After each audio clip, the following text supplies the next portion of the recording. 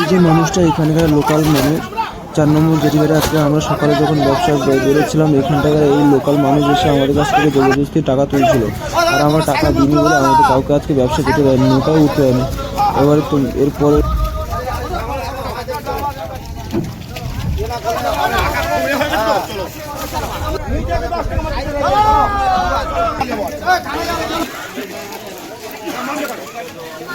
video করিনি মোটে একটু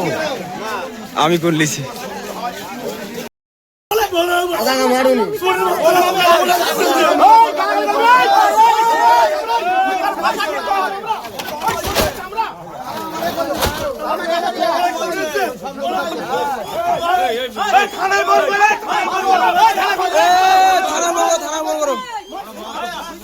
মাছ চাপড়া